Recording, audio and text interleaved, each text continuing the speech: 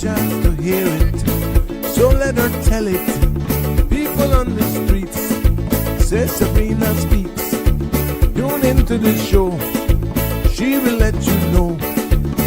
Tell all your friends and family.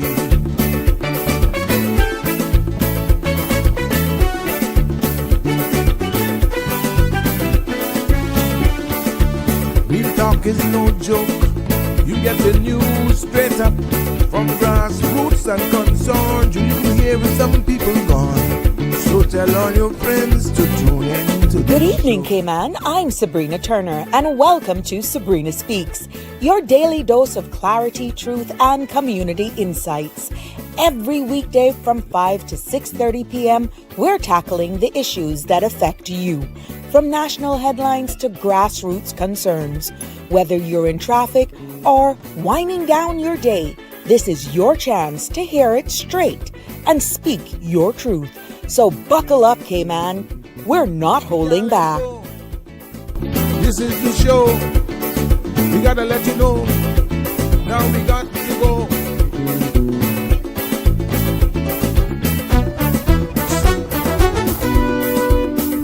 And now here's Sabrina. Well, good evening, everyone, and welcome to another. I hope I got my mic on here. Hold on. Whoops. That's not it. Let's go back here.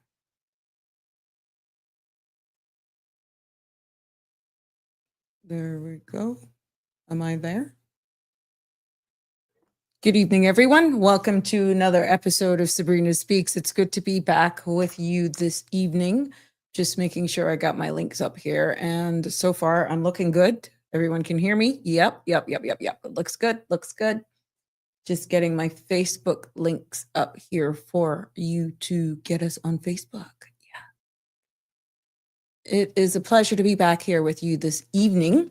This Wednesday evening, bringing you another episode of Sabrina Speaks. And you may see the background with all of this festive, there we go, festive decorations that Sandra has gotten. Let's just overlay here. Here we go. As we play around in this space, but it's good to be back with you for another episode of Sabrina Speaks, Voices of the Islands, conversations for the world, and the podcast where voices rise, stories unfold, and inspiration takes center stage.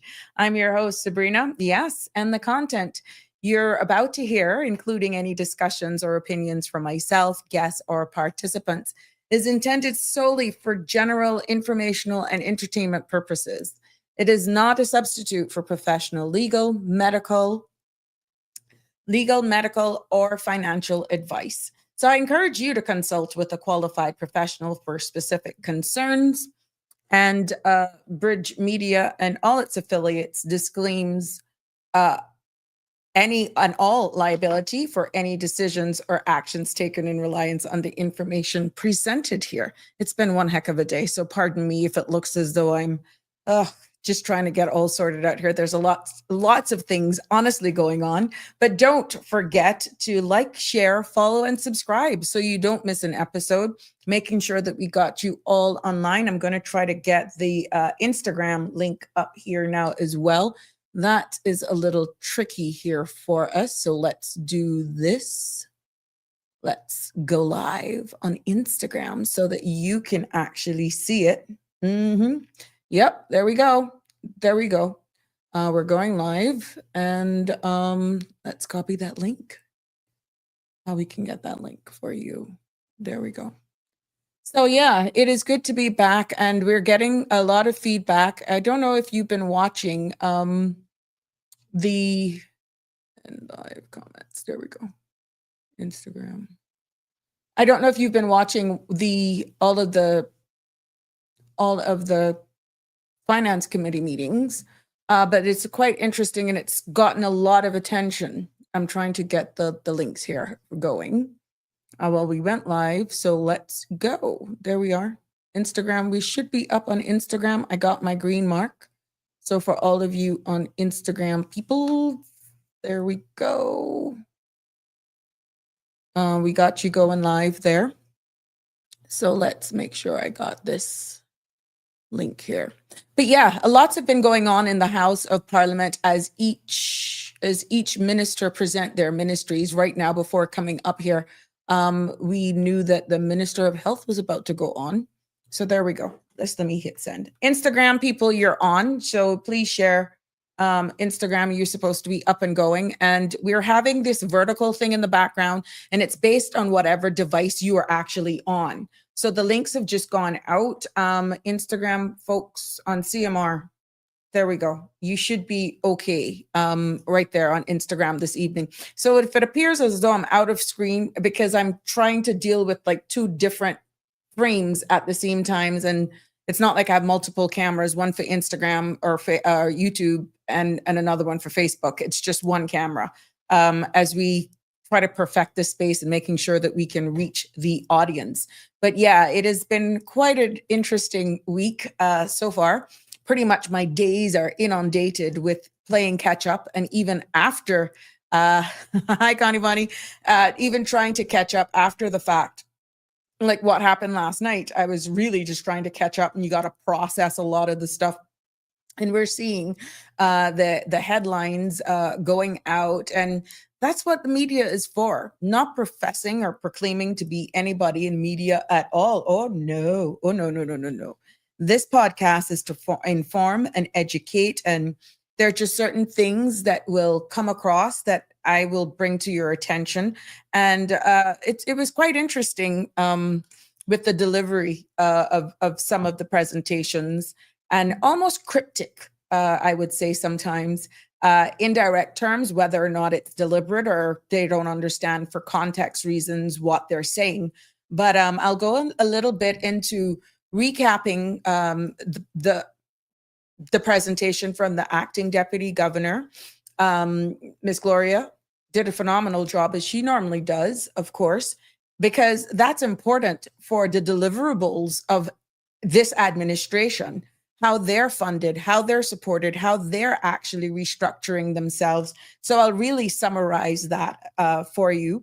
And there were some key takeaways, because I'm still, and I got to correct myself. Remember, I told you yesterday, just before coming live, that I had actually just overheard on my way coming to the office, the Honorable Minister Miles saying, about and I think it was cross-questioning from Georgetown Central, I think the leader of the opposition as well, and Georgetown West, Perlina, whatever it was, I think he was answering them in regards to the amendments or the immigration reform, and I heard next year. Well, I stand to be corrected, which I told you I was going to go back. In reviewing what was said, they will actually be debating what public consultations that ensued just before going to the House sometime in December. Okay. Now that part really looks at sham marriages and that sort of stuff, what we all have been crying for acquisition of Caymanian status, that element of it. And I think there's some bits about it as well in regards to work permits. Again, there's a lot to be absorbed and processed. What I'm saying is a lot of what discussions ensued was not contained in what was read. What statement was made did not provide the depth of understanding for the common citizen. So you really have to listen to all of the entire dialogue back and forth between the oppositions, and that is a total of almost 10 hours long. And you have to catch it in different bits and pieces to make it all come together.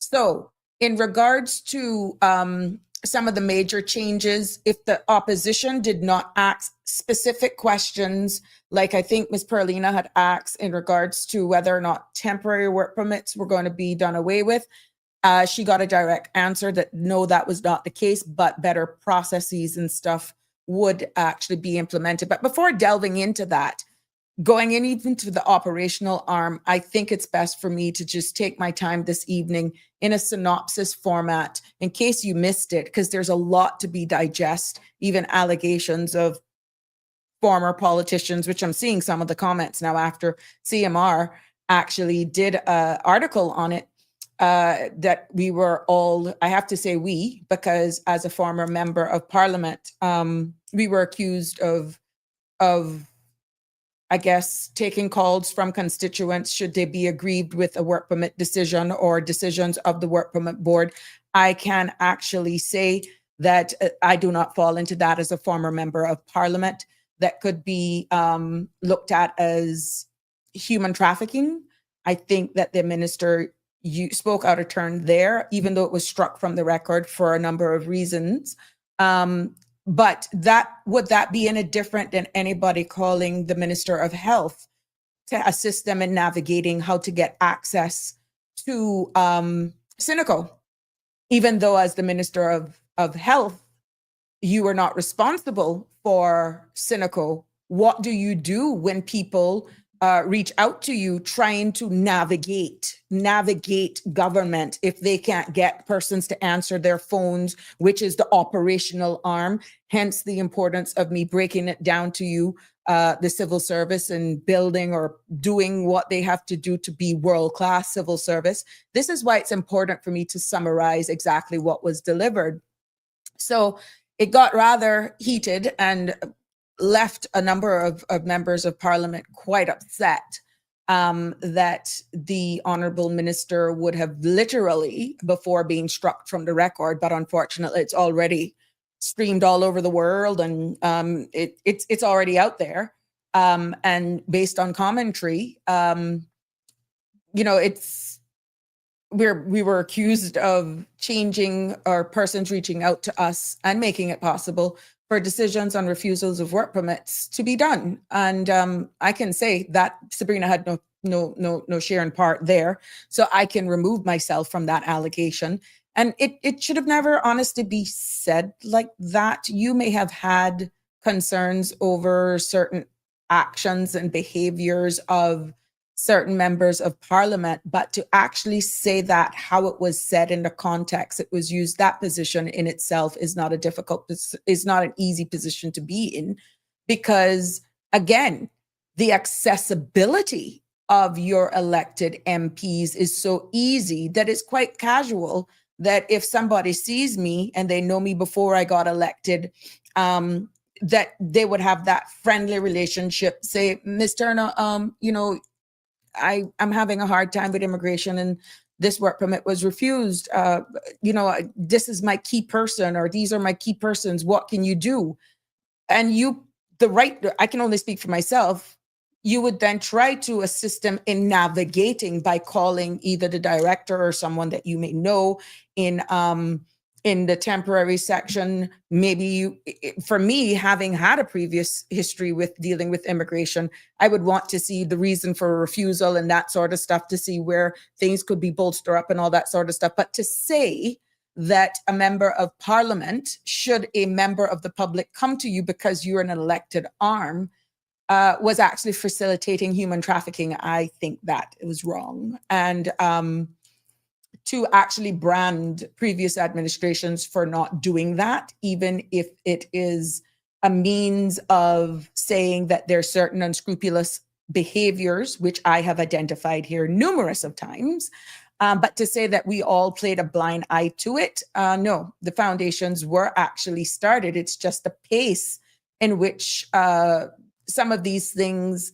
are actually moving at, that it may appear as though we all subscribe to what behaviors were being out there that are happening. I can only speak for myself. I can't speak for anybody else.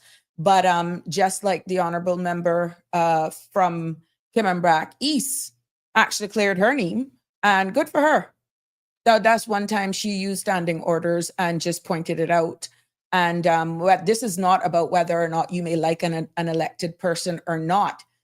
It is just below the belt and the standards of what is being said, what is on record. There's just certain language that I brought up here in a numerous podcast before on decorum. And those were some scathing words that were used, whether or not you like who defended their reputation. Contrary to what you may think of any individual from the elected arm side of things, I the decorum, no, that was not the place. So I thank the chair for taking the break, and obviously conversations off mic happened. And when they resumed, it was struck from the record, but not before damage was done. So it left a bitter taste in the mouth. And then you had the Boddentown West elected MP, Mr. Saunders, who pretty much could relate to the pressures that he's going through. And at the end of the day, all members of opposition pretty much says, we're here to support you. Like I said, we're all here pro-Caymanian. But I thought that was very important for us to point out, because a lot of times we do not, you only hear, boy, this one got loud and that one got, context matters. And you have to really sit down. I had to play it back a number of times to really make sense out of where it was derived. But I don't think that those were the right choice of words to use. And some may say, well, if it's the truth, so what? I can't say that just using, I have to disagree with that, because not all elected MPs conducted themselves in that manner. And I am just here for the record, even though it was struck, it's already out there. And I was a part of a government who failed, for whatever reason, at the time that I was in cabinet, to move at a pace that the beginning of what we agreed to for immigration reform came to fruition. And we've actually saw and heard where also the member from Georgetown Central actually confirmed that, he applauded him for getting it this far and that it was started. Now, this is not about who bring what, who finish what. I think at the end of the day, it is important for all of us to continue. If a piece of work was started under, I don't care which administration it was that started it, if it's worth answering the will of the people and in the best interest of people in the country, that you continue. So I don't go into personalities and egos like that. And I think that's one of our biggest distractions right now. But yeah, before we get into and delve into it, please let me share with you what's going on, because I will try to play. It's long. Let me tell you, it's long. And I'm not going to play the entire sitting. Oh my God, that's almost 10 hours. We don't have that amount of time, which is why I'm going to consolidate it and summarize some of the things. But some of the heated times for context where certain things happen, if it allows me. But I think we just need to clear the air there from what it is. But let's get into what our afternoon weather is all about. This evening's forecast, there's a slight chance of a few morning showers as moistures from a surface trough continues to linger across the Cayman Islands, after which mostly fair and breezy conditions with moderate to possible rough seas as high pressure system dominates the weather pattern. Now, the forecast for tonight calls for mostly clear skies with a 20% chance of showers. Temperatures will fall to the mid 70s. Winds will be east to northeast at 10 to 15 knots with higher seas. Seas will be moderate with wave heights of 3 to 5 feet. Now, tides call for, there was a low tide at 3:32 and a high tide is for 8:18 this evening. Tomorrow, there will be a low tide at 2:59 a.m. and a high tide at 10 a.m. Sunset is going to set this evening at 5:45 and sunrise tomorrow will be at 6:37. So again, another beautiful day here in the Cayman Islands. I must say, we're feeling the drop in temperatures. I see where there's going to be another cold blast coming across the U.S. I hope it comes lower down so that we can get some cooler temperatures. Yeah. Hey, Marshall, good evening. How are you? I know that was a long intro and all that sort of stuff, trying to recap, but I don't forget you guys. Thank you all for coming on board. Thank you for staying with me and for supporting me. Yeah, Connie, it's good to have you here coming in via YouTube. Miss Ethel, good afternoon to you, my love. Hope you're having a good day. From Costa Rica. ¿Qué pasó? How are you guys over there? It's good to have you comment, making me know exactly that we're reaching across the seas. And that's why when I actually say hi, it's around the world. Yeah, because we know we have you all joining in from all over the world, no matter whether you catch me live or you catch me after the fact. Thank you so much for your continued support. And it's good to have you here. Lots going on here. And I hope that you're enjoying what we're presenting here. Miss Barb, yep. It's good to have you. I gotta read your comment, but yeah, it is what it is. How are you? Miss Marjorie, you love Costa Rica? I've never been. Nope, I've never been. For some reason, when you see me travel, I like to go where it's cold and there's snow. And it's bad on me. I'm going to say it. I like wherever it's cold. And those are usually my choices. And if I'm going to go, but I want to go to Europe. I want to see what over there is like and just a way of life.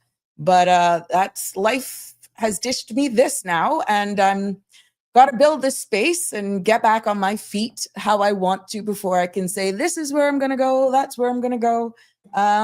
It is what it is. I am here educating and informing exactly what we have to do here in this space. And for a reason, I'm not going to travel if it doesn't make sense, that I'm comfortable in a sense where mindset is concerned. So here I am, and I'm all at your disposal. Yep.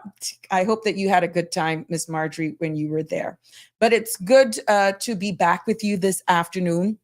For those of you just joining us, please feel free to join in the conversation. 936-8255 is the number to call to get involved, to participate. Give us your feedback on what you've been hearing. If you've been hearing, Minister of Health and Wellness and Sustainability, I think, is on right now. So I'm hoping with the questions being posed, that could be a long time as well, based on her trying to fund a particular line item that actually goes to pay Cineco. Line items as well that goes to fund public health, line items that goes for ambulance services, district clinics, also for overseas and local medical providers. For all of y'all who want to get those referrals, sometimes they're slowed because ministry not paid a bill because it's not properly funded. And so it's all intertwined, but she's on right now. I will have to recap all of that post-show. I would have to do a summary in order to break it down for you, which is why I'm like a day behind. So a lot of the stuff that I'll catch during the day by memory, sometimes I regurgitate, which is why I thought the amendment to immigration reform was coming next year, but apparently it's in stages. But actually what was being proposed to cover sham marriages, that sort of stuff, and I think the point system and all that good stuff, they're going back to Parliament in December to debate that. And from what I heard, there are about 15 amendments that now is going to be made. And I guess those amendments to what was actually presented in the town hall meetings came about because of public feedback and engagement. What those amendments are, we don't know yet, but of course they will be shared, and those changes will be made on the floor of Parliament after it's presented. So whether or not you, the public, will be made aware in whatever reason, however, I don't know what those amendments will be post the public consultation feedback before actually being debated on the floor of Parliament. We don't know. And if that is the case, maybe they may do a town hall style meeting. Maybe they may come on different social media platforms or different shows and stuff to tell people what those 15 changes are. We don't know. So we'll just have to wait and allow the civil service arm, in collaboration with the minister, his caucus, and by ultimate the cabinet, to present what those 15 changes will be, possibly before it's being debated. So who to tell? Yes. So Keith Art in England right now, enjoying the cold weather. Oh, nice, Keith. I bet you wish you had some of these 83 every now and again, but it's something different with the drop in climate, that it's crisp, it's fresh, it's different. It's hard to explain, but it's really, really different. And in compared to here, where it's a lot of humidity and that sort of stuff. So I like the crisp feel, to be honest. Here is Fuera vera gracias. Fuera vera. Vida. Pura vida. Gracias. De nada. That's what I gotta say. I know the gracias. I'm horrible with different languages, for the record. But yeah, another key takeaway before I go into where the vision of where we're headed for the civil service, aligning with the government's 2026 to 2028 strategic policy statement that was presented by the acting deputy governor. It was very important that because I noticed in some of the exchanges last night that it kind of got a little personal. And I can see where the chairman, honestly, role is really cut out for him, because he's not there chairing. He's there as also the Minister for Education, and he's also there as a member of caucus and cabinet, because he is a minister. And I could see where he made it quite clear. And again, this is cryptic messages. And sometimes things will go over people's heads and you don't understand it. But it is for me to actually to tell you this much. What was a good thing to take all or some of the heat off of the minister? When you cursing Honorable Michael Miles, he could not get that piece of bill on the floor of Parliament, which is why you got to understand how the process works. If every member of cabinet, every sitting cabinet minister, which is 8 of them, and support of his caucus, it would not have made it or would not make it unless everyone supported what is being presented. This is not a one-man show, okay? He is tasked with being responsible for the ministry, for the immigration reform, in consultation with his caucus colleagues, and that is also has to be approved in cabinet. Now, what that means is that at some point, even if there's any form of disagreement by how things are being presented, the robustness in which they're being pushed on, it could be pressure from certain industries, certain individuals. We have heard it here many a times, whether or not they comment. We know that they're listening to Sabrina Speaks. I know it. At the end of the day, it has to be approved in totality. And if you are aggrieved, meaning if you are a member of the 8 cabinet ministers that is aggrieved, do not agree, don't wholeheartedly support, you have to smile and wave, because that, my friends, is what you call collective responsibility. Okay? So at the end of the day, on the public scale of things, whether or not your elected MP may be a member of the sitting cabinet, and you say, wanna doing with all these fees? How these fees, and what do you mean it's not going to impact the small business? How could you just sit there and do that? You know what we're doing. That's not what we voted for. If that cabinet minister really is stronghold with the core cabinet, they have to just smooth it down and swallow really what they truly feel to protect the other 7 cabinet ministers. That, my friends, is collective responsibility. So if for whatever reason, some things that are being handed down doesn't meet or doesn't satisfy the masses, the public, or you feel that not enough time was given for consideration, yada, yada, yada. Collective responsibility, whether you can't say, well, boy, I said, yeah, but enough of me still. I didn't go for that. No, you can't. You can't. You can't. It's like the sinking of the Titanic. Collective responsibility is whatever decision, as difficult of a conversation it's going to be, y'all going down with it. And that's collective responsibility unless it is that bad, you decide to separate yourself from the cabinet, which means tendering your resignation.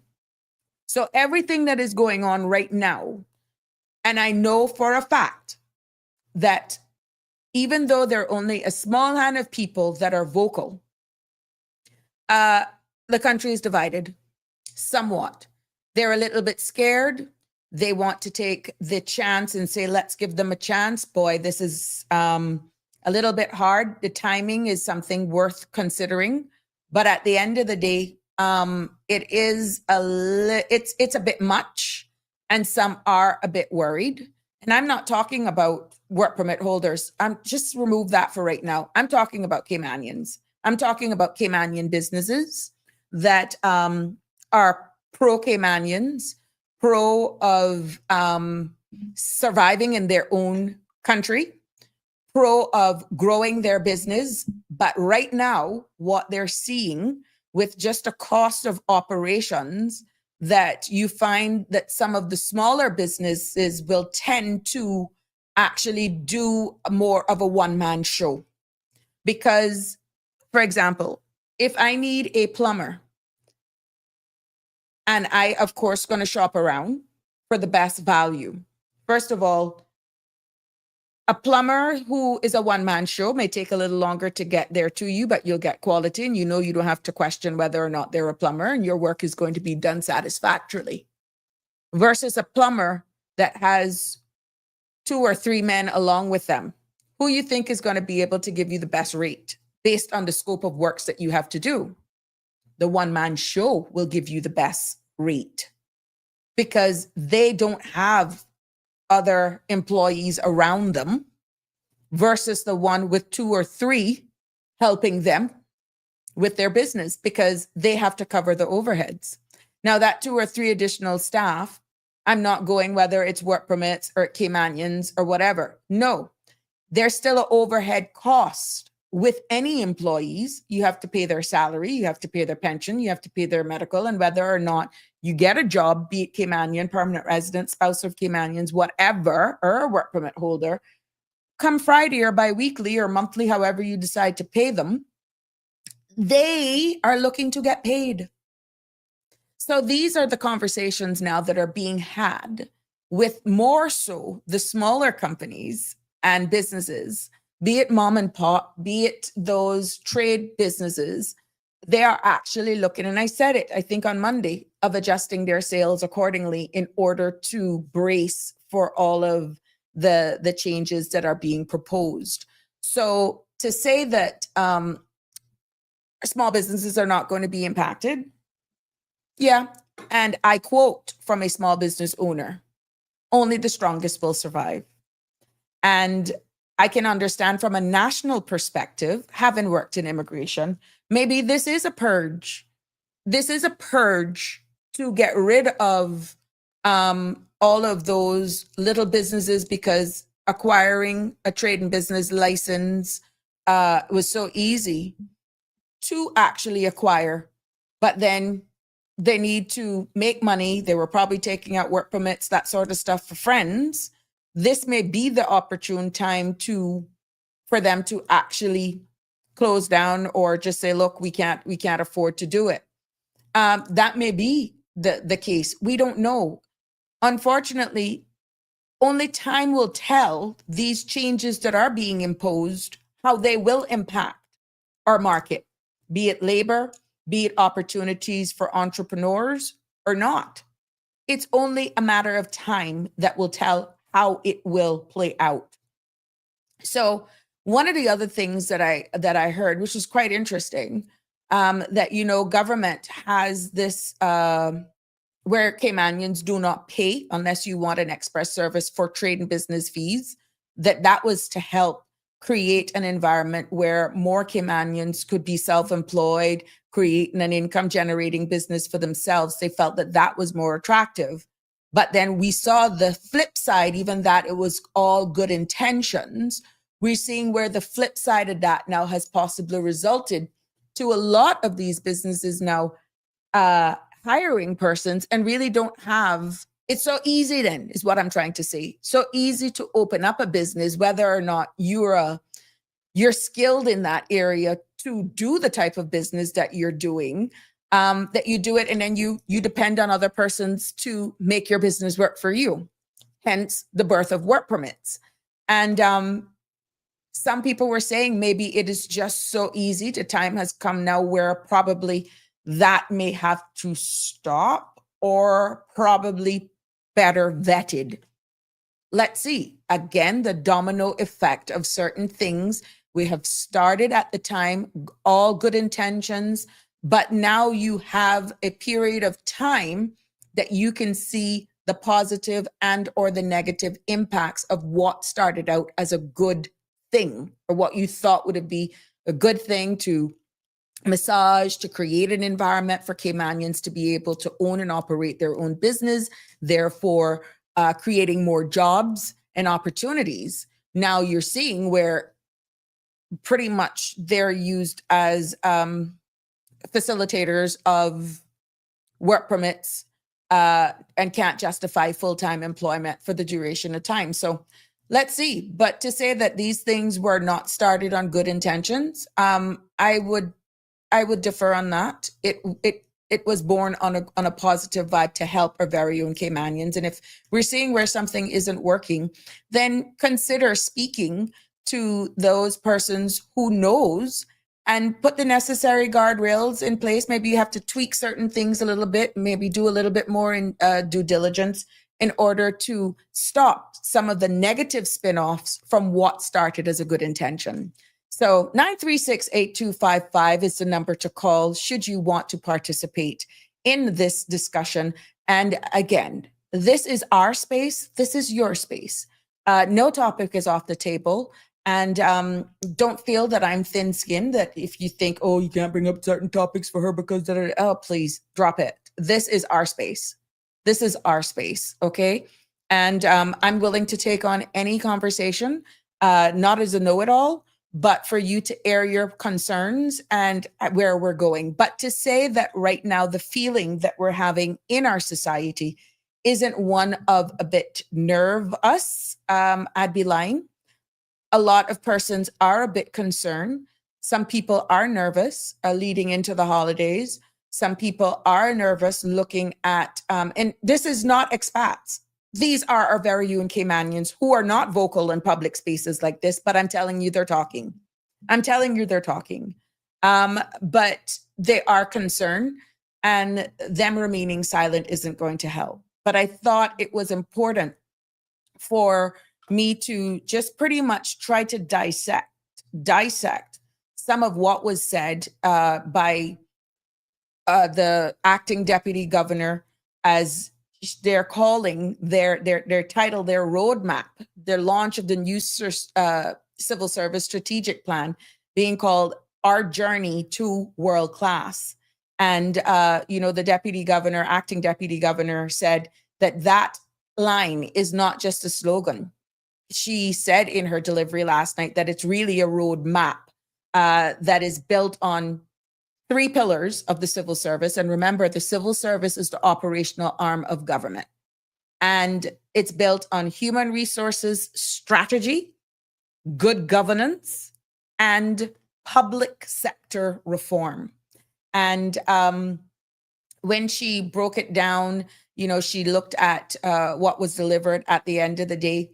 She looked at the importance of investing in persons, in people, and that pertained on what changes they're making where payment is concerned, leave, and overall well-being. And leave meaning maternity leave that includes fathers as well, and mental breaks as well. They are including that part of it. Hi, Miss Lucille, how are you? Awake and listening. Thank you, my love. I'm doing my best. I got to do it, Miss Lucille. Got to do it.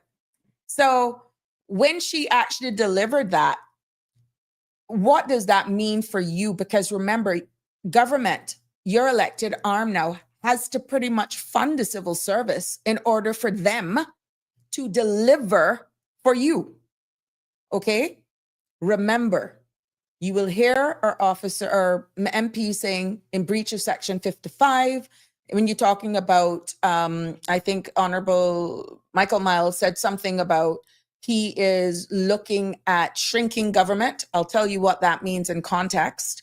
By implementing technology that will make services more streamlined, more efficient, instead of hiring people. Now that struck a chord, and I think at the time only 2 members on the floor picked it up on the opposition because they asked for more context. Does it mean you're going to be getting rid of staff? Does it mean you're going to, whether or not persons feel that it's too top heavy anyhow? What does that mean for the Cayman Islands? And I think even when he made reference to an Ernst & Young report, and what that report said about immigration, but that struck another chord as well. And that came to me personally, saying, but isn't that the same report that called for government to sell Cayman Airways, to sell Water Authority, to sell Radio Cayman? Why is he talking about that? That's not what we want. Also to sell Turtle Farm, by the way. And implementing other things, but I'll go into what that means in layman's terms for you. I said all of that because if the civil service is looking at investing in people, they also talked about modernizing how you track leave and all that sort of stuff, right? But let's take it in small pieces. I just want you to remember that shrinking of government. Remember that for context, been used in a political arena, because that term being used can come across, my love, in more ways than one. And what did not help using that term is when one aligned the term with the Ernst & Young report. So is the minister saying things that we were trying to avoid that will probably come to fruition, and it's being shrouded in, oh no, we're going to just make it more efficient, but then it poses a risk of downsizing, shaving, and possible civil servants could be out of a job. You got to read in between the lines. And the question was asked, and even though one tried to justify what one meant, it still went back to saying, the gentleman still went back into saying, we have to pretty much implement things and not hire more people. You be the judge of that. I'll see if I can find a clipping. So it's not me, but it's there. Okay. What is being said in by the deputy governor is that in 2025, the civil service got $20 million boost in pay. In 2025, the civil service got a $20 million boost in pay. That helps to attract Caymanian talent and keeps the best people where they belong, and that's serving the public. Meaning, they can't compete with private sector if the salaries being offered by government is way less, even though the government is saddled, especially with core government, with 100% medical for every employee and their dependents under the age of 18, unless that child has special issues and will never be able to work, whatever, not going into down that rabbit hole.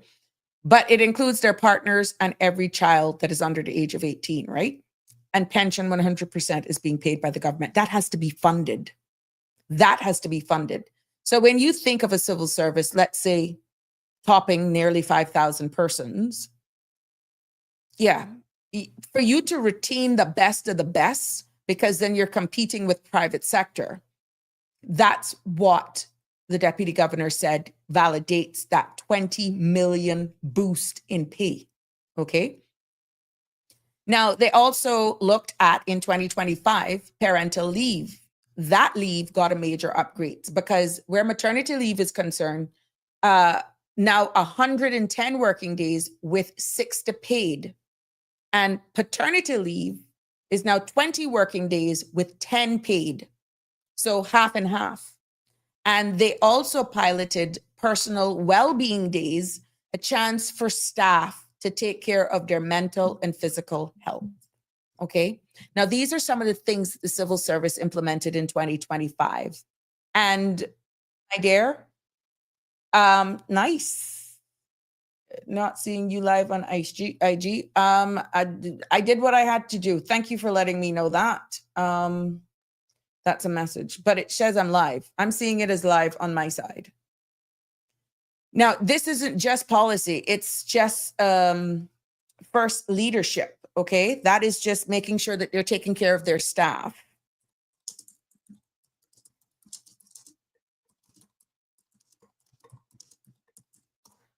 Okay, just responding to that. I'm just making sure I get all of this stuff going on. You see, I don't have anybody lurking in the back that can tell me what's going on as a tech person, and I'm not a techie. I'm learning this as we go along, but just keep in focus so that I don't lose track of where I'm at. So they pride themselves as offering that as something attractive to get persons to stay or to even attract better talent. Okay.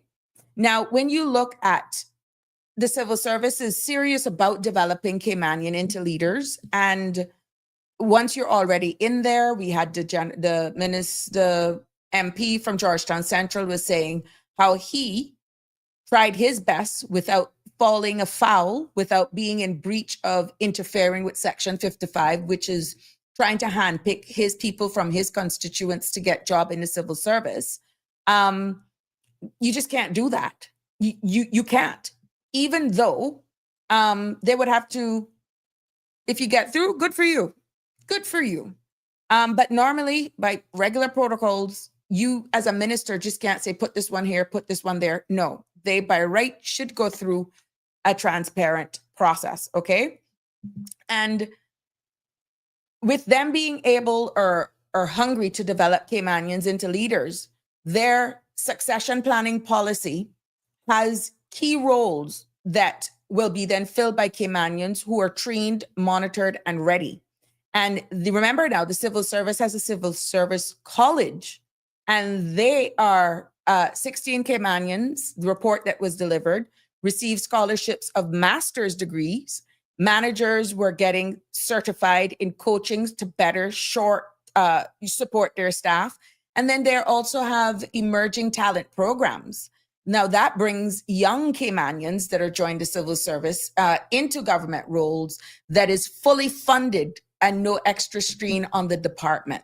So this is where they're actually trying to formulate all of these things. And then again, at length, the deputy governor spoke at the Second Chance program, which is giving rehabilitated Caymanians a fresh start with dignity. And she reported in her delivery that there are now 12 now in full-time jobs. And that has also given a huge impact. Now, there are a lot of persons, I'm quite sure, that are saying, I wish I could get into government.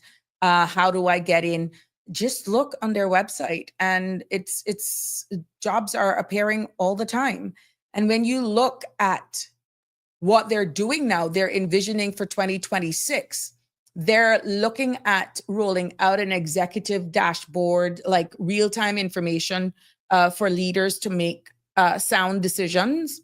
And they're also going to be standardizing job descriptions across 14 families, making it easier or clearer for more flexibility, okay? Because sometimes what we have seen is that these job descriptions and even job positions, they're asking for everything but a Harvard degree, but yet you may be a Cayman. You just need to give it a chance and to prove that you're able, willing, and capable and trainable to hold these jobs.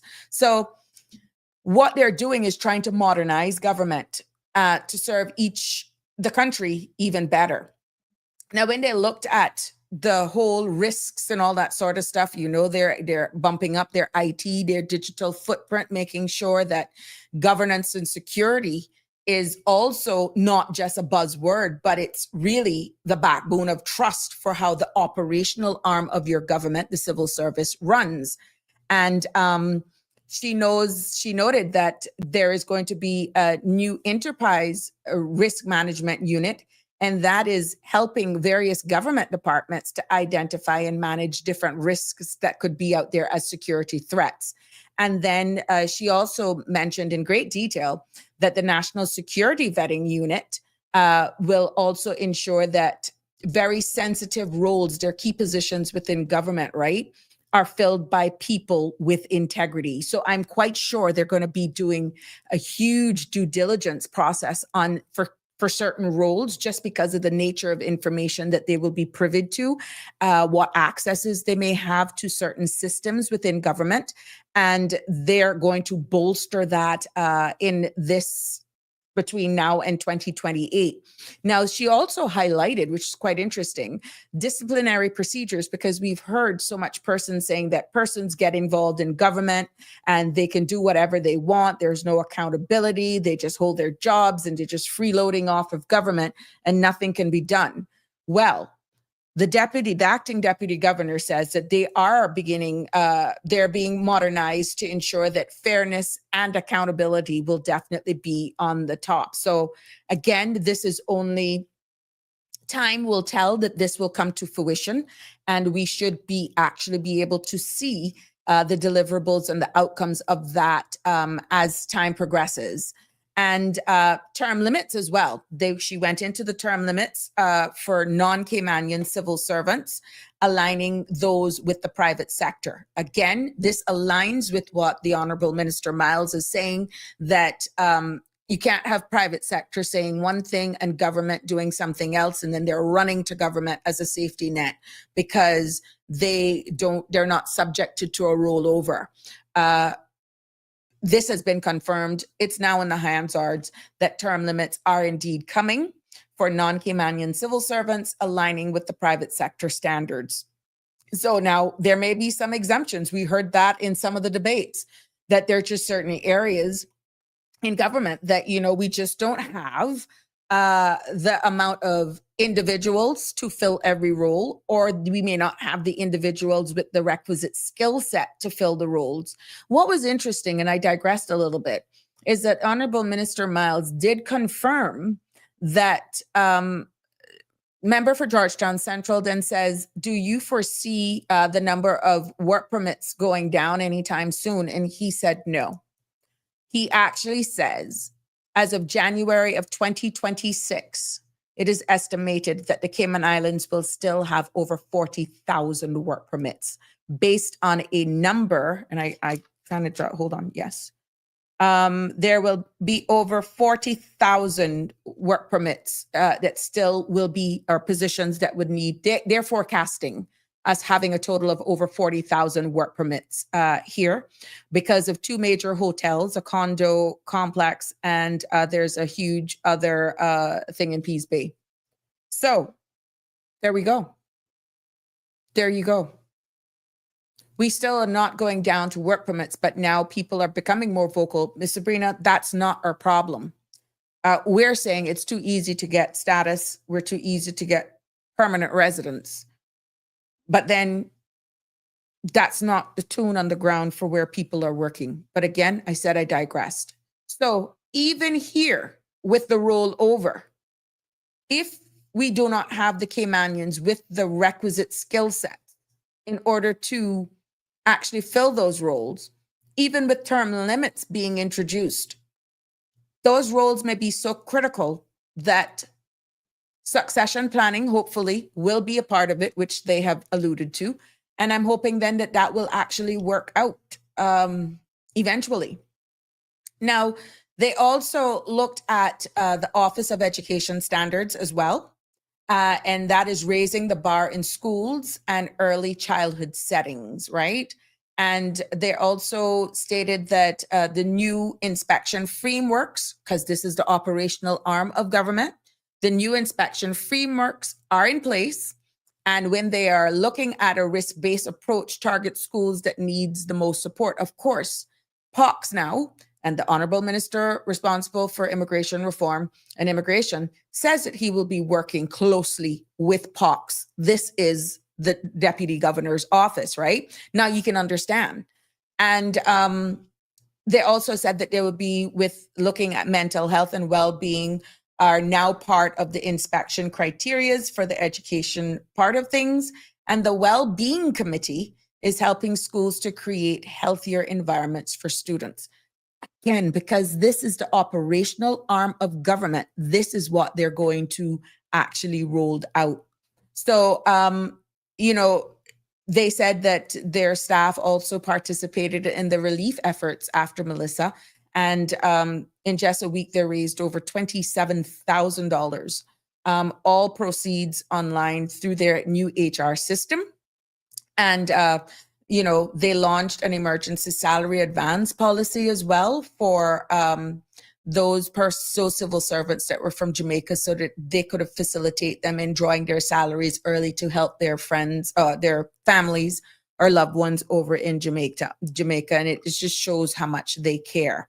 So what they're looking at now moving forward, which is why it's important that they get this approval done, because they have to pretty much be there. And it's hard really for the elected arm to say, we're not going to fund the civil service. How you going to get your things done? You got to fund them.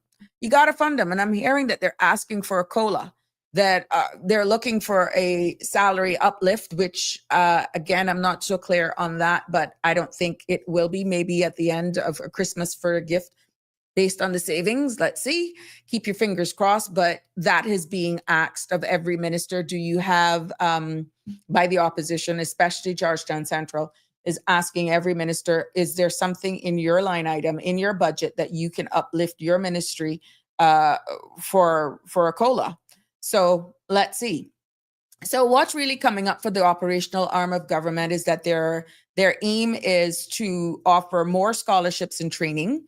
Their aim is also the expansion of succession planning, which creates pathways for upward mobility within the civil service. So there is no glass ceilings. And this is why they're feeling that if the rollover system is working, that will create pathways for locals to see themselves getting eventually to higher positions. And then what's also in store is the performance-based reward system based on how you perform in your role, that you will be awarded accordingly, and streamlining disciplinary procedures. Now, if you're not performing, underperforming, just being an antagonist, just a waste of space and taking government's money, and their aim is to streamline disciplinary procedures that could possibly lead to you losing your job, okay? They're also going to do for enhanced dashboards for data tools and standardized job families for career mobility. Now, they're also going to be doing what is being proposed for stronger vetting and governance frameworks, as they said also.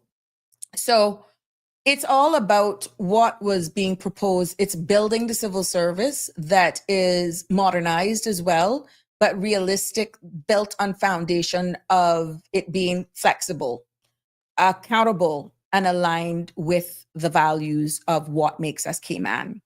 Now, ladies and gentlemen, that largely depends on whether or not it will be delivered. Okay? Yes. Because it can't work if there's not together. And they both have to subscribe to this, and they have to do it from a united front. And they are committed to delivering for the government, as she stated, and for the Cayman Islands as a whole. So, she feels it is a blueprint for a better Cayman, but that all depends too on whether or not they will get the budget. And it would require then every civil servant pulling their weight in order to deliver for the people of the Cayman Islands. Keith, what are you saying? Every human being has a purpose in life, because what would we do without garbage men? Oh yeah, Keith, you are so right. Everyone has a purpose. And get a blocked up septic, make your AC go out, or in your case, a heater go out. You see how important that is to have them. So everyone has their place in this society, to be honest. We also saw yesterday that police was under the hot gun. And I know for a fact that there is a huge talk and concerns about community policing, which was profound with what the commissioner of police had to say in regards to community policing. And he said it goes back to every police officer is a community police officer. But in creating that department, you see what I told you at the beginning about trade and business? Even though the community policing division was started on a good premise, good intentions, what it appears to have created is that those police working in the community is almost looked at lower. And then that created some sort of segregation. And the commissioner reiterated that all police are actually community police officers. This was also cited by the member for Boddentown West that says that, I think, and I stand to be corrected, that he felt that that department was a disservice. He feels it was a disservice to the police because they may end up with a community officer that is not as strong as another one that's in another area. And it would be good to have a bunch of police officers, let's say for the Eastern District, instead of just one police in your area. But when you look at its budget briefing for 2026 to 2028, that amounted to $226 million over 3 years. And that is pretty much what's going to be on the books. $226 million for that alone, not just for police. Okay. That's the entire budget for the roads, Coast Guard. Remember, they have regiment now. And yeah, so that's the number that they're working with.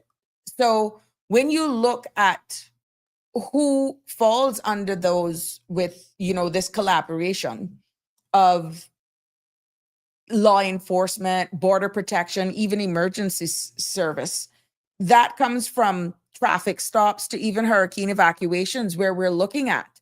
And behind the scenes, there's a lot going on. Okay. So this is all about resilience, readiness, and definitely coordination. So right now, the breakdown for what is being proposed for 2026 is $74.3 million. And that will go for recruitment and digital tools. For 2027, $75.4 million for the new headquarters and community policing division. And, it was earmarked that the new police headquarters was going to be One Technology Square. That's there across from Rogelio's off of Sheridan Road and Eastern Avenue, right there where the supposedly not bus depot that has turned into a bus depot right there. And that's where the new headquarters was earmarked to be. And in 2028, $76.8 million for core operations. Now, is this enough? What do you think? Is it too much? And what is the return investment? Now, yeah, that is the breakdown. And this is why it takes a lot of time for me to just dissect a lot of these things to make sure that I can deliver it and is spot on for you. Now, the real question is, though, can they deliver on what they promise? This is by no means questioning. This is just a fact. Because what happens is that if they're not able to deliver, but the money is still absorbed, where is the value for money? Okay. Where is the value for money is what people are saying. All right. But we got to make this government work. We got to give them a chance. Let's say by June, July, August, because remember, these funds are not going to kick in until the 1st of January. And it all depends on what they're wanting to do. We know the onboarding process can take some time. and all that sort of stuff. Our population growth right now is more than 20,000 residents, and community police. And when we're talking about their priorities, they only had 10 officers and they're aiming for 21 more. And that was explained that the 21 may not have been enough. And that's where the conversation ensued that all police officers are community officers. So they want to get 21 for community policing. And they're going to be looking at their priorities for more Caymanian succession planning in that department. They're looking at bolstering up their financial crime and cyber crime capabilities as well. That's going to need software. You're going to need persons who are good at coding and all that sort of stuff. They're also going to be looking at beefing up their traffic enforcement and road safety initiatives and digital transformation. That as well. They're also going to be beefing up with these monies, firearms response readiness, and of course, Georgetown headquarters construction. So that's a little bit mixed because, like we said, it was supposed to be earmarked, be it a temporary location or what. Are they going to be building a new place? Where is that? Has the place been identified? There we go. So it's a long list, but every item in this case, when it comes to policing and our security, matters. But some really are more urgent than others, right? So when you look at just being able to deliver at pace, you got to do procurement processes and all that sort of stuff. You're looking at the needs of the communities. You're looking at the issues with traffic. Execution is everything. And at the end of the day, the transparency is key because that's what you deserve. So at the end of the day, some of the biggest challenges in delivering these plans will actually fall on timelines for deliverables, whether or not they will be delivered, and so forth. So at the end of the day, we have to just leave it to the operational arm to make sure that they can deliver. And what was unique with the commissioner of police is that he holds multiple roles. He's not only the commissioner of police, he's also the chief officer for police, the chief officer for the Coast Guard as well. And questions and concerns were born on whether or not, he was biased in how he was able to manage, let's say, the regiment Coast Guard without putting the lion's share on police. And he answered the question and the concern that was posed, that he pretty much has all faith in the leader of the Coast Guard and the regiment and any other departments that fall under him, and he supports them. And they're quite capable of doing it. So that doesn't hinge or impinge or impede on his decision making. So it's very interesting, the unique role that the commissioner of police has, not only being the commissioner of police, but also serving as his own chief officer. So maybe that's something that they can look at as well for the future. So let's see. But you're looking at that whole department of policing. How much money do they have for the garbage dump? That was being presented, Keith. I will have to report on that tomorrow, because upon coming up to this show today, the Minister for Health and Sustainability was on, and that line item for the DEH would fall under her. So I would not have been able to tell you how much is allotted, but I will be tomorrow. Okay. What they actually say in their statements is not necessarily the line by line item. So I would literally have to listen to hear when they get to that output, which is the line by line item for DEH, and then for the explanations and the questions that could be asked by the opposition. And so that will be my homework for tonight, to be able to give you an answer tomorrow on that, if you don't get it yourself tonight by going back and listening for yourself. But good question, to be honest. And what would be the strategies put forward to deal with that as a government?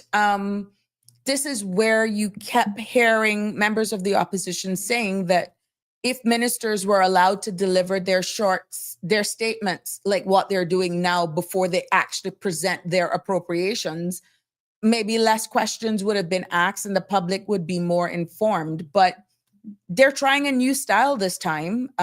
So let's hope it works. But we're seeing where it's taking a little bit longer. There's a lot more leeway being given to members of the opposition to ask probing questions that would go on much longer than is going on much longer because ministers did not make statements prior to. And they still ended up somewhat doing what is called a hybrid. I guess people would look at it as a hybrid, explaining exactly what they're going to be delivered, which is what I'm trying to consolidate now from the commissioner and from the deputy governor. The Minister of Tourism was on as well today, and I can do a synopsis of what is in store for tourism, again, in brief synopsis tomorrow. But it's not easy, to be honest, in the time frame to just take out action items, because by no means am I criticizing. I am just delivering the facts here.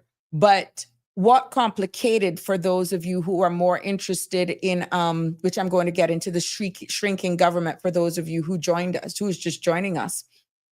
A lot of what questions are ensued or the discussions that are being had is after the statements are given and during each appropriation for a specific output or deliverable, then the opposition asks questions that, my friends, cannot be delivered in a speech, which is what I think the chairman was saying. The details in which the opposition was asking for, you don't get that in a speech. You don't get that in a debate. But if they had spoken, it would have saved a lot of times for some of the questions that are being asked now. So all they have done is transferred two sets of questions into one sitting and then forced to make a decision at the same time with little to no room for the general public to ask questions of their members of parliament should something not sit well. And that's the only difference that I'm seeing here, okay?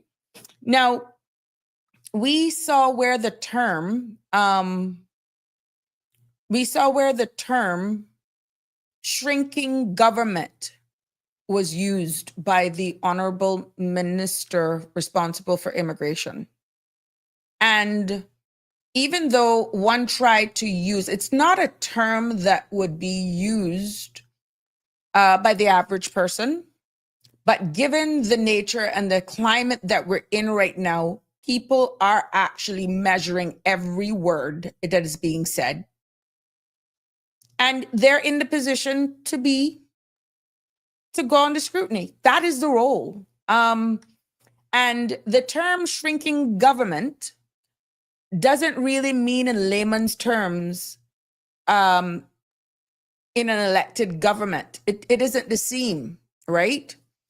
It is not one and same. When you're using it in a government context, in everyday language, when people talk about, let's say, shrinking government, in the context of an elected government, it's totally different. What it could actually signal is possibly reducing the size and role of government. Okay? You can be the judge of that for all you want.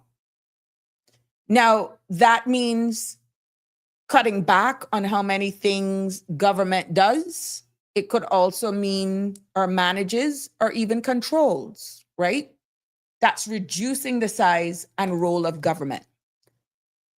Shrinking government could also imply, in a subtle way, lower government to assist in government spending, which we always say there's so much wastage, yada, yada, yada, okay? And that could imply spending less money on public programs, services, or guess what? Staff. Remember, a big thing was these school lunches, how much it's eating up, and no more free meals. And a number of things in regards to funding and making up the shortfall for even Cayman Airways and all that sort of stuff. When you use the context, shrinking government, it could also imply you're aligning, you're posturing yourself to addressing and lowering government spending by whatever means. It could also mean reducing bureaucracy. We've heard many a times that there's so much red tape. But again, in this format and putting it all together, that could mean having fewer government departments, fewer government agencies, and even fewer civil servants. Okay? Shrinking of government, in the context in which it was used, could also be signaling shifting of responsibilities that government now has. It could actually imply moving certain tasks from government to private businesses. It could mean moving certain tasks from governments to charities or actual individuals. For example, it could probably signal privatizing services like utilities and possibly healthcare. Yeah.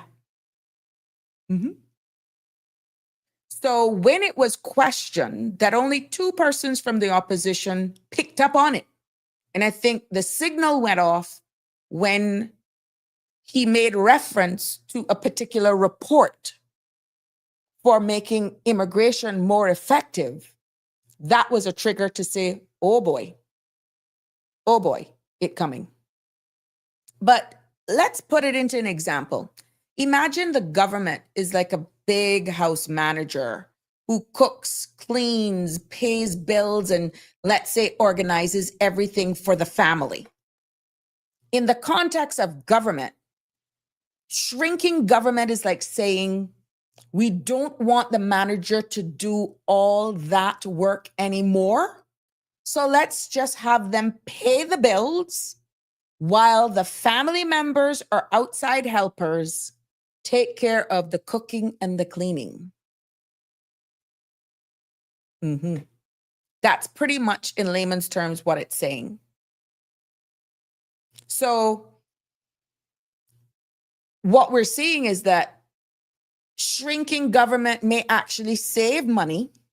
It could actually reduce waste. It could give people more freedom free up more times to be more effective in certain roles, streamlining that ultimately service persons who are accessing government service would be more efficient. But on the critical side of things, it can actually weaken public service. It can actually leave vulnerable people without support. And it can also put too much power in private sector hands. In short form, when that term, not used by everyday persons unless you're positioning yourself accordingly, and only time will tell if this becomes a reality, that could mean shrinking of government, could mean, well, cutting back the government size, cutting back government spending, cutting back government responsibilities. So it leaves less. Do you think then it would leave less or leaves more citizens or the private sector? Can you imagine if our water authority is sold, or those services which they're a statutory authority and the rates now are being manned by a private partner? Or schools. Oh yeah, book fees is one thing, but actually paying something to go to schools, because to make it more efficient and effective, everyone has to pay for their kids to go to school. Mhm. So those were the terms that were used. And like I said, only two persons really picked up on it. Only two persons picked up on it. And when you're looking at privatizing some of the service, if governments decide to go that route, which again, don't shoot the messenger. Every sitting member of cabinet would be responsible if this is what it means. It's not just Honorable Michael Miles. Nope. Every sitting member of cabinet and caucus would be actually supportive of this because he's only delivering what has been agreed by his team. And that's every one of them in cabinet and caucus. Okay. Keith, what are you saying? We are not getting value for money for what we are paying our members of parliament. Well, they have only been there April, May, June, July, August, September, October. They have been there going into 7 months. Are you saying after this budget cycle then, Keith, that probationary period is over? Or you're going to judge them after a year and a half? Because technically, they're not able to deliver on what they campaigned on because this budget will allow them now to deliver on what they campaigned on. Okay? There's a reason why I am sounding the alarm of certain language that is being used because many of us will not look and hear it at the bigger picture. But if this is how we're aligning ourselves based on 1-2 words drop here, go over your head. Oh yeah, no, that's not what I mean. But yeah, but we have to implement certain technologies to just make things work better. Indirectly, yeah, that's what you're doing. And it could be a combination of privatizing. It could be a combination of reducing the size of the civil service. It could be, yes, by cutting government spending. How that is defined, we could possibly explore what that may look like. Or it could also include shifting responsibilities to private sector or community-based organizations or individuals. There could be one particular individual that just has a perfect line of service being offered to the community that bang, oh, we're just going to divest that to that individual. Oh, we're just going to divest that to that company because you know what? People have been complaining. They can do it better. Let's just pay them to do the work. What do you think that happens with some of the departments right now that are operating if it's divested? Because more than likely where they're going to privatize that to already have their staff. They're not going to absorb who's left behind. What's going to happen? This is hypothetically speaking, but what I'm saying is the term has already been used. The stage has already been sat, and only 2 members picked it up, whether or not you are for or against them. I am only pointing out the obvious. I am for no particular side because I picked up on it immediately. And what triggered it for me was when the minister pretty much called this report to pretty much solidify one's projection in what one was saying. And the said report also made recommendations to divest or privatize a lot of things that is now feeding a lot of our 5,000 civil servants. Okay. So when you look then at reducing, privatizing, some of the services, if government decides to even to sell or outsource operations, for example, like I said, Cayman Airways, Water Authority, or even garbage collection, that, my friends, would be shrinking government in this context. Instead of government employees running these services, private companies would take over with government only regulating them. Yeah. And when you look at then, what does it mean by reducing civil service size? Cayman has relatively large civil service compared to our population. And the term used, shrinking government, could mean exactly what I alluded to earlier on, cutting back on the number of public sector jobs, merging departments, making positions redundant, or limiting new hires. We realized that there was a hiring freeze. And only the top of the top could get in now. For specialist skills, they're not adequately available by locals. So there you go. It's creating a space for not one of us because we're not equipped.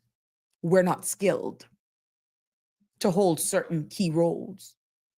For example, combining overlapping agencies like merging regulatory boards to reduce duplication of efforts.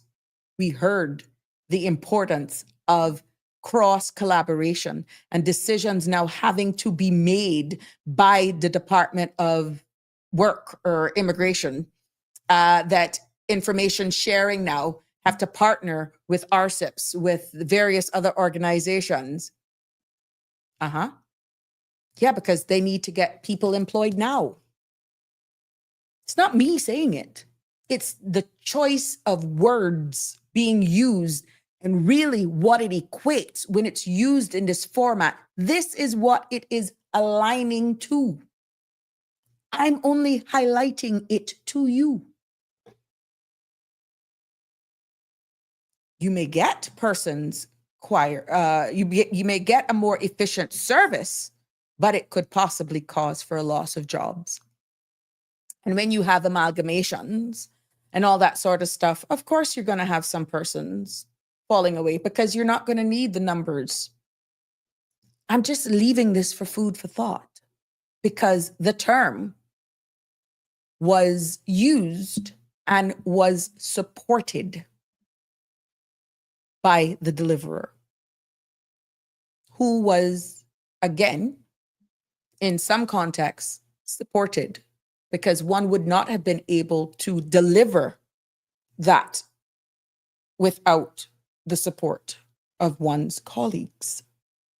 So when I said the shrinking of government could also include cutting government spending, freedom of speaking the truth and nothing but the truth, so help me God, I hope you know. I've been trying, Keith, God knows. I have been all the time trying to do it here. But sometimes we have to slow down because there's a lot of noise. There's a lot of noise. And you don't get it until it's too late. But I am telling you, how one is being postured and the choice of words being used, we are positioning for that term to be used. I can't see it anyhow else. And when you look into cutting government spending, if the government even reduced subsidiaries for certain programs, let's say, and this has been pointed out by members of opposition, you sure that's enough money for that? What about this sports program? What about the pool? What about that? What about that? Guys, the opposition is onto it. But because we cannot see beyond the person and we're missing the message, we're missing to how the questions are being asked because you're only fixated on the individual for whatever reason you don't like them. You're missing the forest for the trees.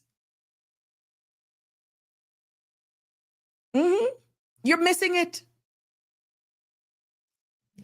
When you're talking about that, some of the things that could be impacted by this is sports development or even cultural grants, and asking private sponsors or NGOs to fill the gap for you.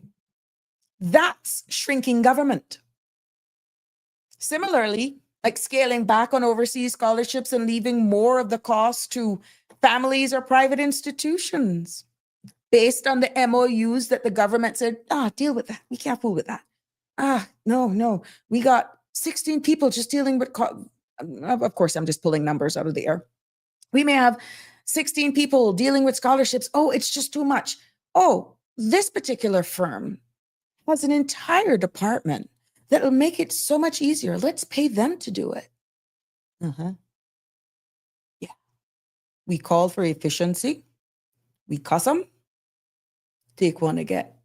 Because I can tell you, that line was not used by error. It was not used by error. And I will encourage everyone to go back and watch yesterday's. Don't take it from me. Go back and watch it. Now that I've broken it down to you, and I will keep repeating, only 2 members of the opposition's really caught it. But because we're into more personalities and bad minds and feelings, you miss the forest for the trees. So why should this matter to every Cayman, Ian, and to Cayman? Our government is one of the largest employers on this island, and the term of shrinking government would directly affect jobs. It would affect livelihoods and the balance between public and private sector.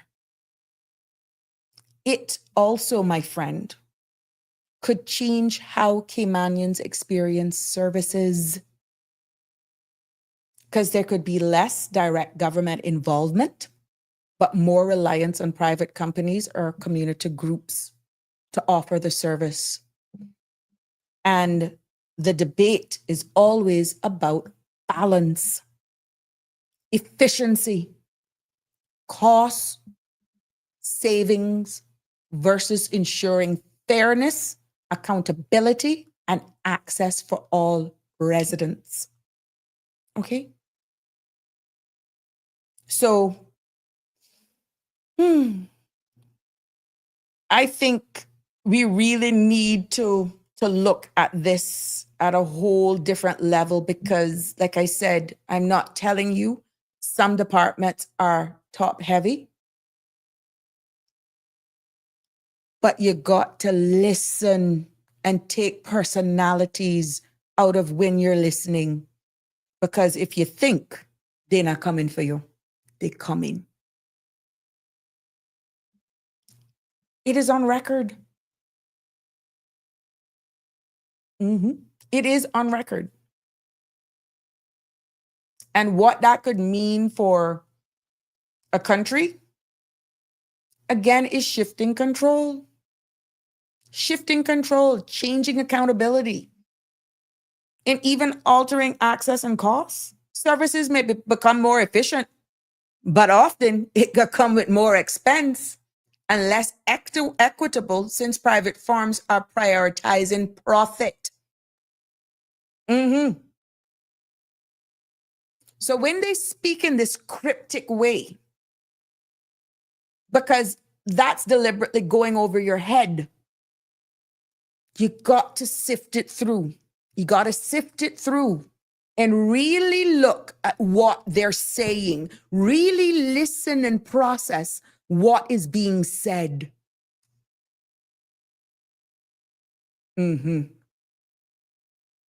For all of you, let's not forget the importance of transparency. The real Michelle, you can't even say that they're not being transparent. We're just not picking up because of how things are being said. And that is deliberate. The choice of words, the phraseologies. And then when questions are being asked, we stand up like a rattlesnake. How dare you? Those are ingredients for exactly what you're asking for, real Michelle. Transparency. And when they speak in a cryptic tone and realize one or two, that is not the majority, has caught on to something, and because of decorum in the floor in the House of Parliament has to be adhered to, that, my friends, it many times serves as a distraction from really what is being said. Mm-hmm. It's called a distraction. Yes. So when they talk about privatization and not using vague or coded language, really they're avoiding backlash. They're also playing on limited awareness, and they are indirectly shaping perception. Mhm. Avoiding backlash, meaning they may fear that citizens will resist to hear privatization, so they use a different term. Again, only 2 persons picked up on it. I'm not gonna get tired of hearing me saying that. There's a reason why I'm saying it.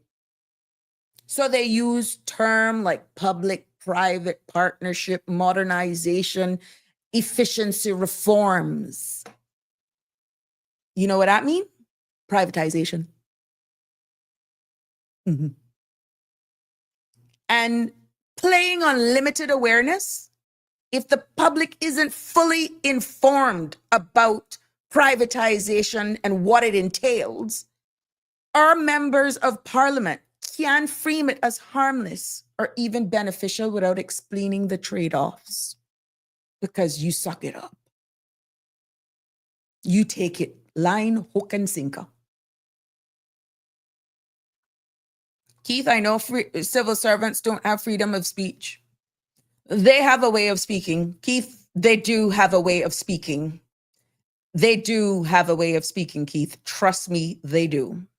But they don't. I understand exactly what you're saying. Okay. But they have to survive also in that environment. They too, right now, are being subjected to this cryptic message. And now you're going to appreciate them for slowing certain things down if you catch the message of today's episode of Sabrina Speaks. There is a message.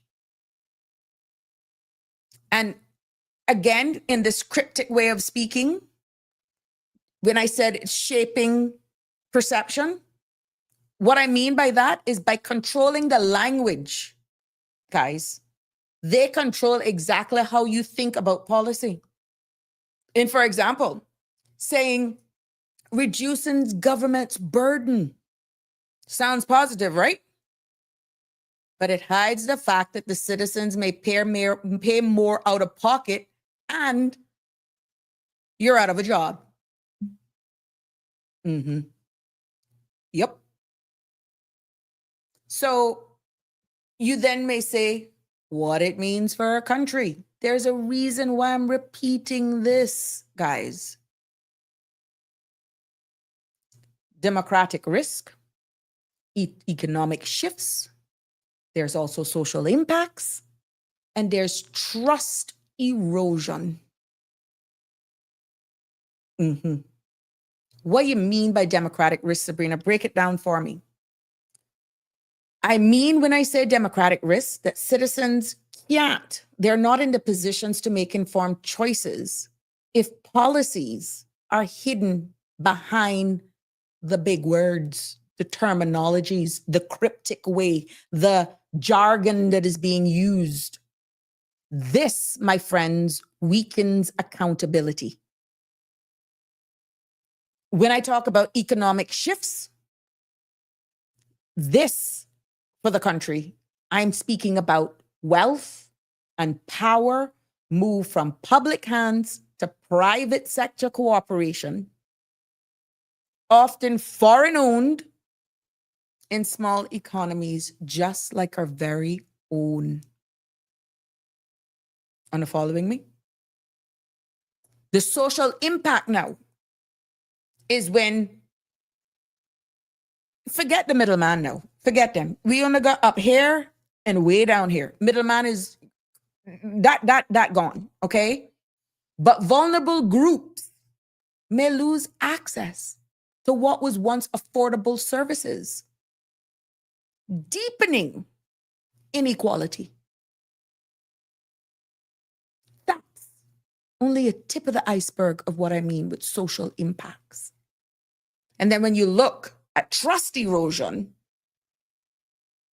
long after the fact, when you wake up and realize what it really meant, it can fuel disengagement from politics and cynicism. Like, you don't even want to hear it. It's like, ugh, yeah. But the sad part is, and I go in here today, even though I can feel it just like everybody else on this island. If certain things continue on the trajectory that they're on, everyone who took what they were giving out for their vote, Wagacy, that's what you get. There is nothing called a free lunch. And if they can buy you, they can surely sell you. A lot of you are going to be quiet when realities will make their head. But remember, as long as I'm allowed to have a space, to have a mic, and to have a camera, once I see it, I will remind you. And I will be the first to say, I'm wrong. But I am telling you this. I am telling you this with what I am seeing, with the terminology that I have been hearing. If you can be bought, they have the right to sell you. And for all of y'all who took what they were given for the vote, bang. This is what that means. You cannot open your mouth because I know a lot of you have a conscience. You can't complain one bit because you crossed over. You have no one else to blame. And when they speak in a language now that isn't the same language that they used to buy you, and it take people like myself and many a times people like Sandra to pull the curtain back to show you, I ain't got nothing to lose. I'm just here being nonpartisan, objective. But what I am seeing, the cryptic talk is what is fooling a lot of you. And that, my friends, that was the first time I heard it so blatant. And only 2 members from the opposition picked it up. So when you hear government leaders talk about efficiency or partnerships without saying the word privatization, they're asking us to accept big changes without full clarity. And you can't say a word. Because remember, you took what they were giving. You took what they gave you. You can't say a word. And for us as a jurisdiction, the Cayman Islands, you've already heard by the January 2026, 40,000, over 40,000 work permits are still going to be up for grabs. And that's going to increase, my brothers and sisters. It's going to increase. But what it really means on the big grand of scheme of things, it could mean shifting control to services we rely on every day into private hands. The danger isn't just the policy. It's the way in which it's being communicated. And they're very crafty. who is the messenger. And sometimes our egos get the upper hand of us, and we do not understand that we're tightening the noose around our necks every time we're used as the messenger.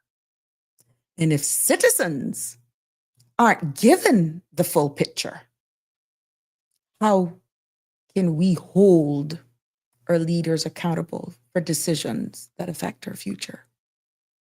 But the sad thing is, we can't even hold them accountable because a lot of you not picking up on the messages, because a lot of y'all fail to see it because you're only based on a leader, on a certain color.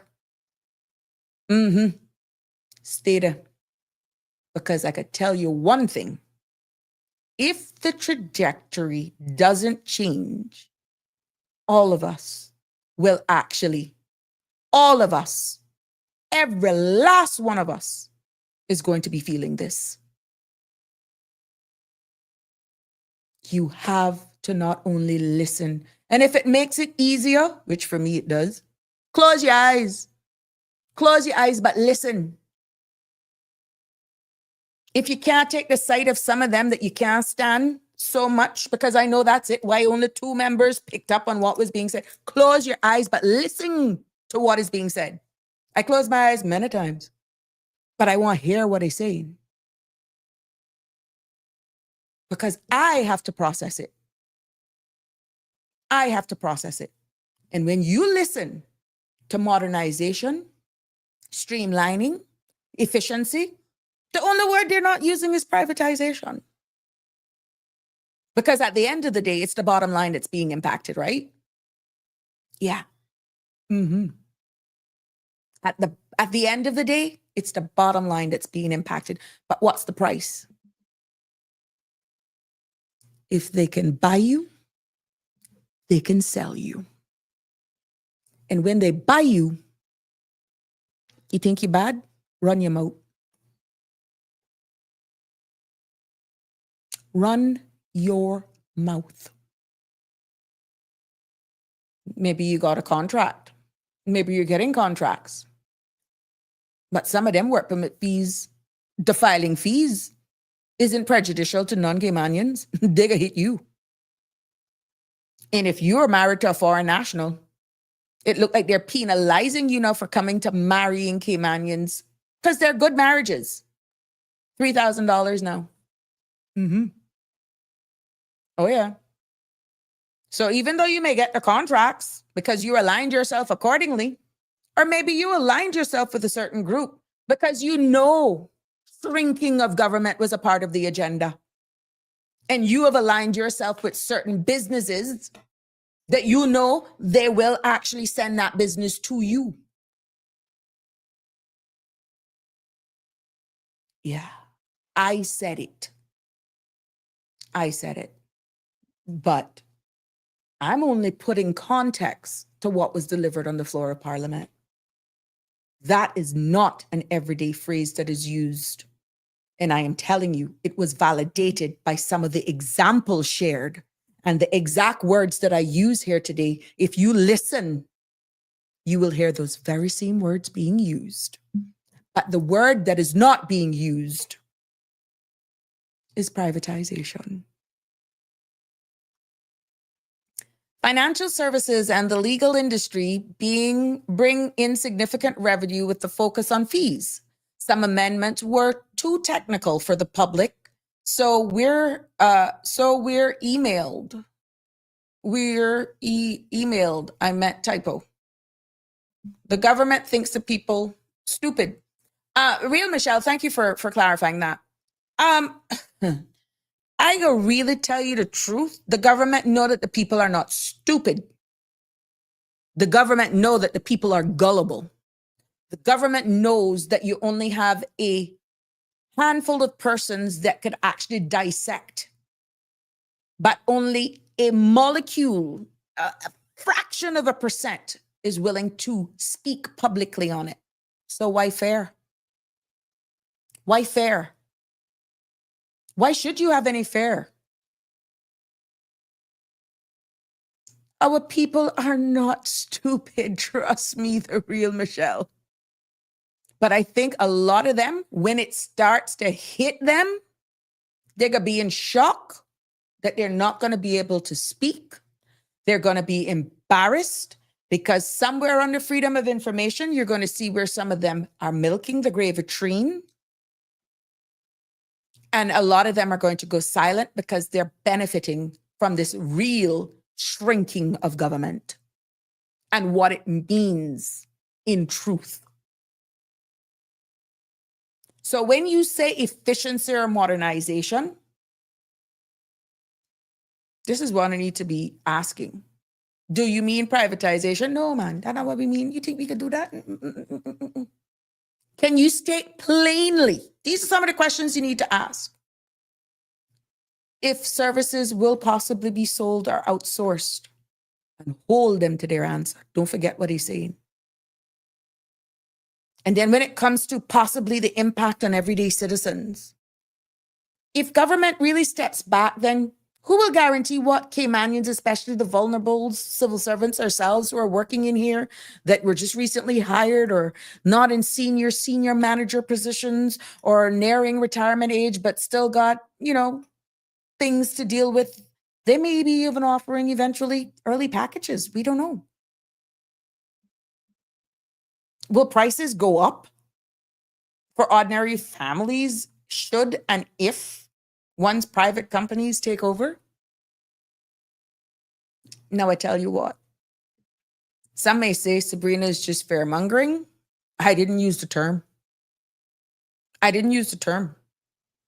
I didn't solidify what I meant. Everything that I'm saying right here is extrapolated from what was said. But only 2 persons from the opposition picked up on it. Because when it comes to accountability right now, citizens can hold elected officials accountable for public service. If those services are privatized, who then would you be holding accountable? Shareholders or the government? Real Michelle, I do not think our people are stupid. Please don't misunderstand me. I mean, Caymanians has, trusted their expert leaders. People around the world. No, I didn't say you were. I was just actually confirming they're not. Our people aren't, not to say that you were calling them stupid. Yeah, it's just a figure of speech. So yeah, thanks. People around the world are losing trust in government. And this is what we're seeing: fatigue. We're seeing, and I said it here, it could lead to fatigue. It could lead to cynicism. It could lead to just, I'm done. This was my last hope. Really? And at the end of the day, they could say, what are you listening to her for? She's a sore loser. Only time will tell. But remember, I said, once there's a mic, once I have credit on my phone, once there's a camera, even without a camera, I will remind you of what I said here today. Okay? Keith, voting has now become a marriage of well, I heard Keith when I was in there. Politics make strange bedfellows, and I am telling you, it has become a reality. I am seeing it like you would not believe. Marriage of convenience, boy, it is quite comical during a campaign, and then when the chips fall and these are the 19 elected and you gotta rush to form a government, OMG. So I can see where you're coming from with that, Keith, to be honest. Good evening, Damien. How you doing? You late to class? Oh, I'm happy I can inspire somebody. But yeah, it is quite interesting where we're going to go, to be honest. But if that should happen, the accountability, then you're not going to be able to, who do you hold accountable? Because like I said, the chairman of Finance Committee has pretty much said, look, no minister here delivering anything is doing it on their own. It has all been supported by every one of us in cabinet. And that's no different from any piece of legislation that will be tabled on the floor of Parliament. No one elected person brings it there on their own. It is supported in its totality by every sitting member of cabinet, and also in the spirit of collective responsibility by caucus. And collective responsibility means even if you do not agree with something, majority rules, and you still want to be a part of the government. But that means you have to zip it. And even when there's coming for certain public discussions, you cannot say what you truly mean. You have to say what the majority went with, even within your core and every bit of your fiber. You know it's not right. It's not going to yield what it should be for the people who have elected you, because of collective responsibility. You got to see. You got to go along with the majority. And if it eaten you out that much and you can no longer do it, if you're a cabinet minister, you resign as a cabinet minister. If you're a member, not a cabinet minister, then you walk the aisle. Those are the only two options. When it looks at national interest, what this all means, to be honest, these are some of the questions that you can ask now. Will privatization mean foreign ownership of Cayman essential services? And how will that protect Caymanian interest in that scenario?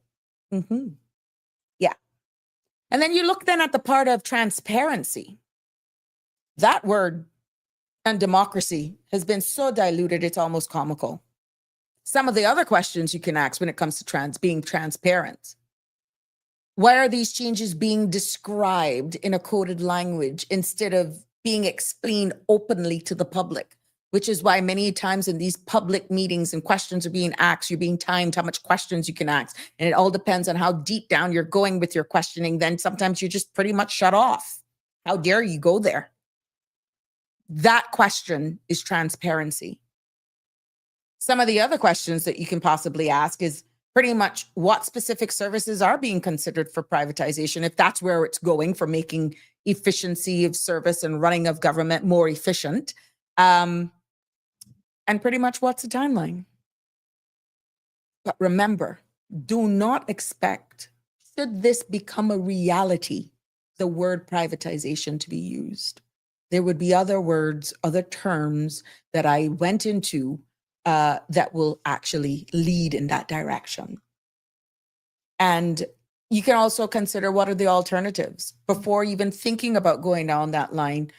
What other reforms or improvements has the government been able to demonstrate that they have tried before going to that nuclear option? But when you get these big reports with huge recommendations, say to divest this, divest that, go there, at the end of the day, they're the experts.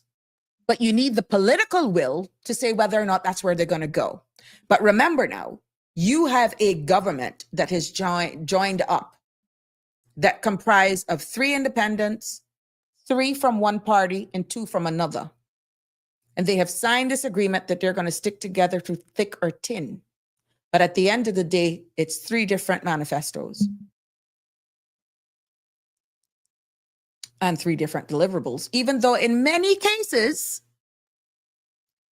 they all aligned because they all say that they love Cayman and what's in the best interest of our people. But a lot of them differ in how they want to streamline. You hear one of the words? Privatization. Streamline the efficiency of government. Here, another word, efficiency. You got to be able to pick up on the words. And I just used it, quite common, to explain something to you. But because it's me, you may think, oh, whatever. I educate in you. Is a live stream of Parliament broadcast live on Cayman television programs, or is the transparency the only for those who subscribe to the internet? Oh, it's on YouTube. It's on YouTube, The Real Michelle. CIG TV, and it's titled Finance Committee, and then they have the dates under them. Tanya, oh, thank you so much. You're welcome. Real Michelle, partnering with CUC for civil servant pensions is code for giving bankers powers. No possibility for corruption there. I'm not even taking you up on that one. But yeah. You need internet for YouTube more than likely, or if you got Starlink or whatever. Yeah. So yeah, internet. Yep, it's all downline. They don't have, I stand to be corrected. If you're here on Logic TV, somebody, is it channel 23 where you can get the government channels, but it's not like a PBS public broadcasting system. Logic TV and I think Flow TV, they all have their independent channels. But usually on YouTube, you can stream them live and they're there. So that has been really good. And sometimes you can they will program it in a way that you can get transcripts. So for every word said, you can see it in text format, what each person has said. And I think you got the closed caption as well, so that the words, sometimes based on our dialect and how we speak, the computer side of it may pick up a different word, but you have to listen carefully to hear what is being said. So, my dear, oh my gosh, 7:02, I went over and Jenny didn't call. Oof. So that's how much information I had for you. I was able to do that all by myself. Oh my God. Well, I'm hoping that you were also informed, educated as well this evening. And you're more than welcome about what I had to share. But again, it's for you to do your due diligence as well, ladies and gentlemen. Just go. Yesterday was the 18th of November. And there's a number of questions being asked there by the member of Georgetown East, Minister Bryan, the member from Red Bay. He was quite offended with certain things that were actually said and how it was projected. And then, of course, Kim and Brack East, kudos for her for saying certain things should be redacted, removed, so that it isn't. But hey, I guess only time will tell. So it has been a pleasure for me, actually. They own you. Yeah, the people. This space, Connie. But yeah, it has been a pleasure. My cup runneth over with information. Oh, I'm happy that I was able to enlighten you and inspire you some more. And I'm not here to, I wouldn't say criticize, constructive criticism. And that's what you're for, because with everything that's happening in people's lives, sometimes it's good to get another opinion. And like I said, I do the research. I try to see in between the lines, but what puts me in a better position at times, I'm not going to be perfect, is that I've been there. So I can pick up on things that the average person wouldn't. And this is why I have to remain neutral and deliver my findings in a nonpartisan manner. And at the end of the day, it's for you to process it. But there are going to come some times that it's going to be very difficult. I will have to say what I have to say. And I had a couple of those moments today. And I'm hoping that everyone who, if it hit you, I serve a mighty God and he's forgiven. He's a forgiven one. But don't make the same mistakes. Don't sell your soul, because once you do that, you can't turn back. Until tomorrow, which is Thursday. Oh my God. Look, tonight is Wednesday. Tomorrow, we're going to have, there's lots of stuff going on at Cayman Bay. And it's going to be, hear me, Cayman Bay, Cayman Cabana. And they're going to be kicking off their farm to table. Lots of things going on leading up to Cayman Thanksgiving. Luigi and the crew out there is definitely ready for the season. Some excellent things are going to go on. I'm going to have him jump on the show so that we can start promoting an event that he's going to be doing. If it's not tomorrow, definitely by Friday, we're going to be having a conversation with Luigi so that he can tell us what's coming up. And, you know, that's my boy. It's our Caymanian business down there. Excellent atmosphere, vibes, and all that sort of stuff. but I'm looking forward for the festive seasons to how he's going to be doing. Maybe he's going to bring back that traditional Caymanian style brunch on Sundays as well, but farm to table is huge, and they're all local ingredients being used. And I don't want to take away from it. Luigi can sell it himself. I know that he made me taste on Saturday night piece of cassava cake from Rhonda. Oh my God. Oh, Rhonda, kudos to you, girl. You got that lock cassava cake. Yeah, Luigi just tempted all of us. You know what was good? He gave everybody around the bar that night and everybody visiting that cake. And it was good that we had true Caymanians there. When I say true Caymanians, like real Caymanians, not, please don't misread me. But what I'm saying, for us who knew what have a cake was good, was supposed to be, we were samplers, and it was good. But Rhonda, kudos to you, and thank you. Thank you, Luigi, for supporting another local and being able to share that with us. But I'm going to have Luigi on, letting us know what's going on down there. And hopefully over the holidays, maybe you all can just put the family together and do a farm to table night and whatever good things he has coming on store, bringing families together on Saturday nights again, bringing back a long awaited for event to tell us more. But it was a pleasure. It has been a pleasure educating and inspiring and motivating you with this another edition of Sabrina Speaks. Please be safe on the roads. Thank you to all our persons on the front line in our uniform service. And for you, each and every one of you who continues to show up and support me even after I go live. I see the numbers. I thank you. And even more, to all of my haters, I love you lots. I love everybody. You keep me motivated and inspired. Until tomorrow, God bless and have a good evening. That's a wrap for today's edition of Sabrina Speaks. Thank you for tuning in and for being part of the conversation. Remember, the dialogue doesn't stop here. Stay engaged, stay informed, and most importantly, stay empowered. We'll be back tomorrow at 5 p.m., same time, same place, right here on CMR TV and radio, where your voice matters and your truth is heard. Until then, K-Man, take care of yourself and each other. That's it for today's edition of Sabrina Speaks, where your voice matters, your story counts, and your truth is always welcome. Join us weekdays from 5 until 6:30 p.m. right here on CMR TV as we dive into the topics that matter most to you.